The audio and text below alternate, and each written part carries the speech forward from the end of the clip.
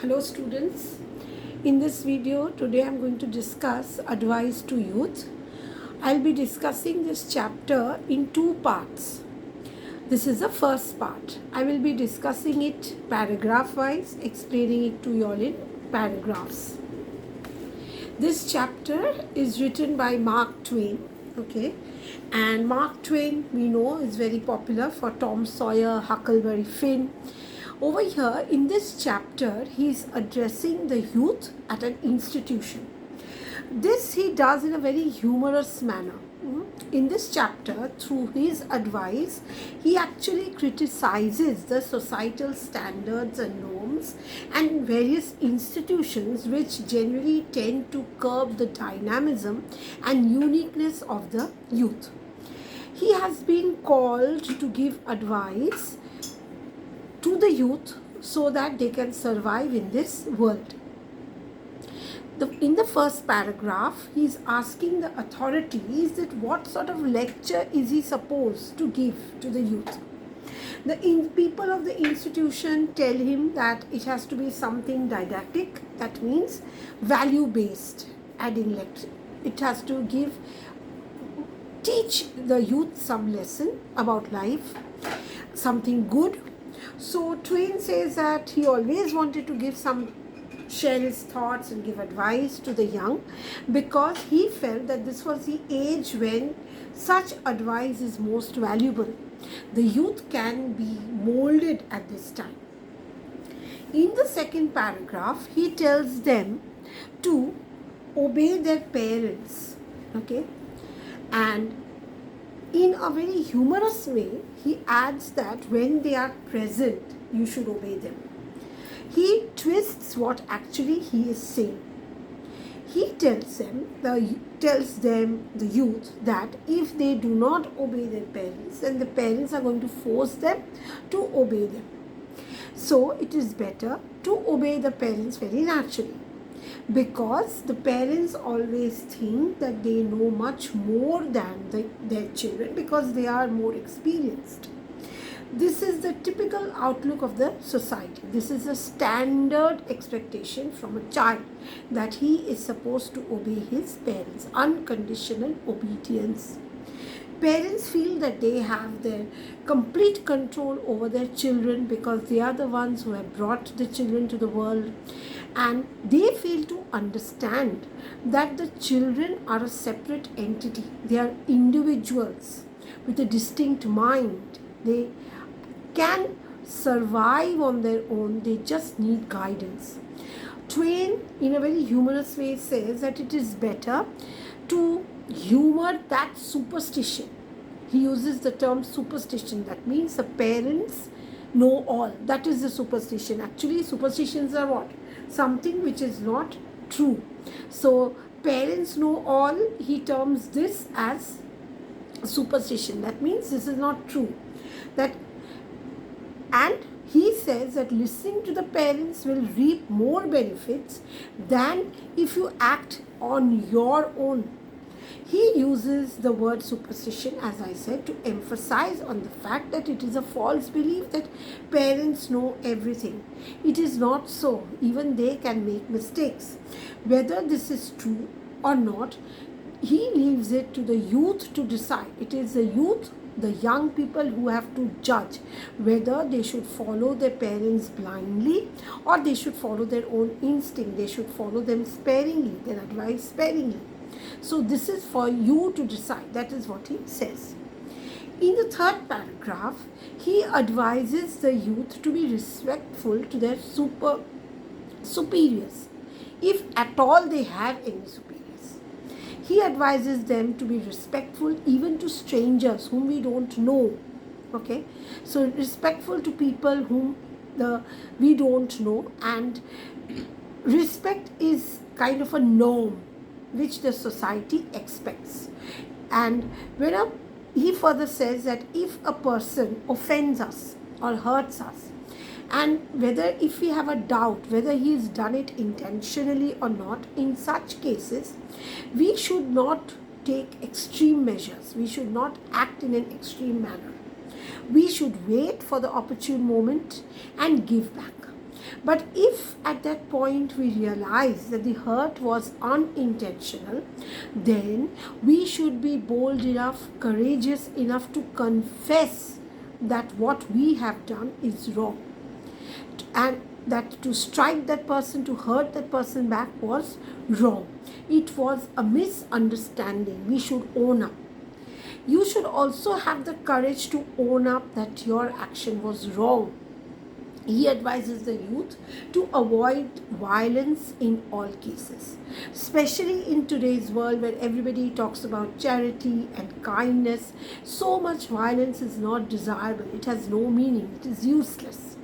He uses the word dynamite to denote violence.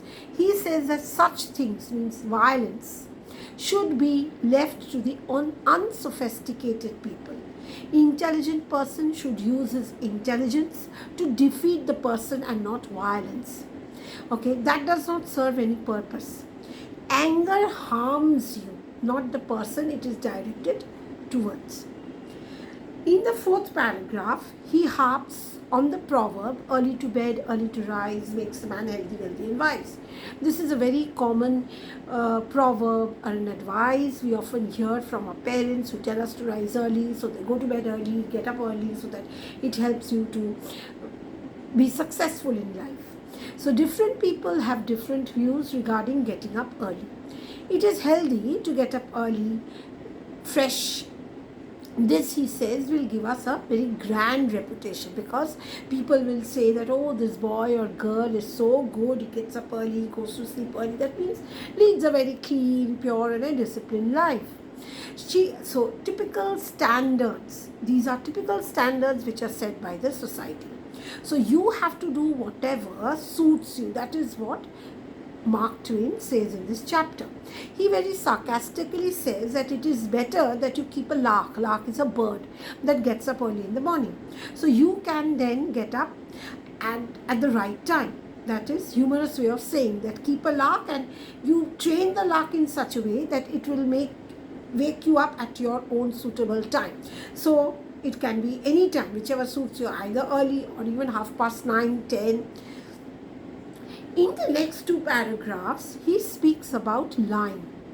He says that one has to be very careful while lying, otherwise there are chances of being caught.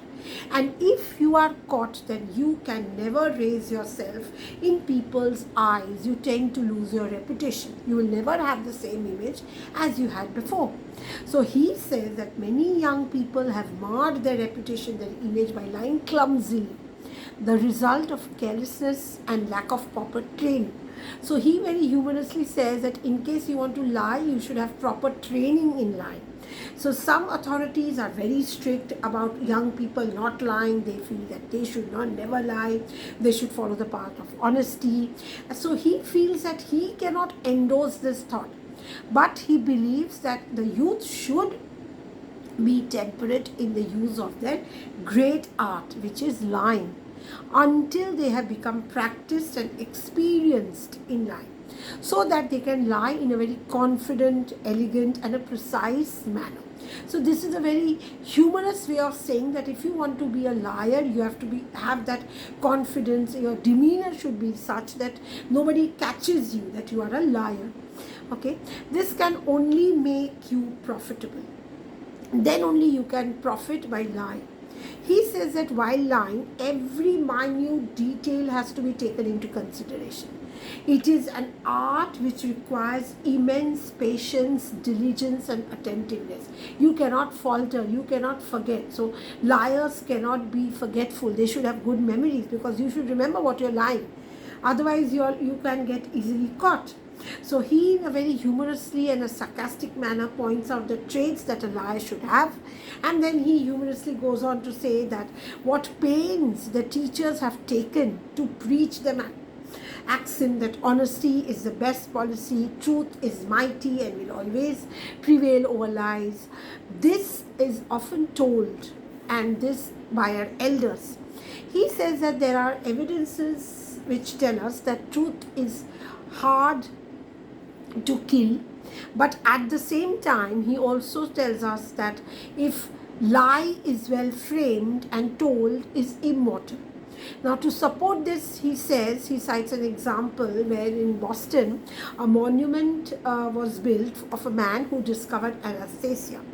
Many people are aware that it is not the actual man who discovered it, but he stole the discovery from another man. So it supports the fact that if the lie is well told, it is going to be immortal. So everybody believes that that man has only discovered anesthesia. Nobody wants to delve into the details and find out the truth. So this arises a question in one's mind, that what is honesty then? Is this what is honesty? Is honesty the right path that one should follow? What appears to be true is not true. The monument, which is made up of a hardy metal, will degenerate with time.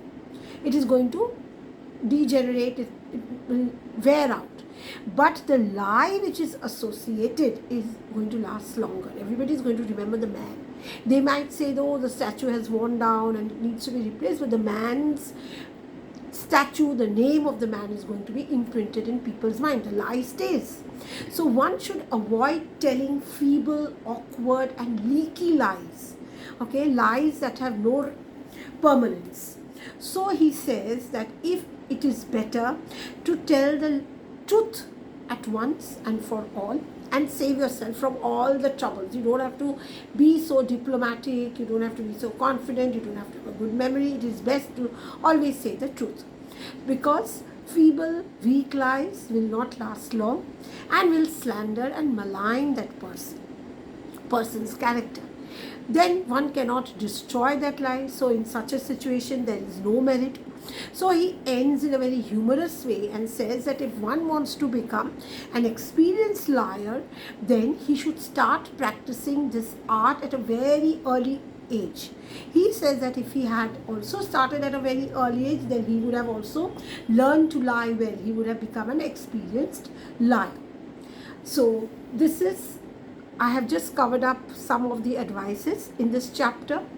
The remaining part of the chapter, I will be doing it in part 2. Okay, so if you have understood the chapter, if you have understood my explanations, do like, subscribe to my channel. Thank you.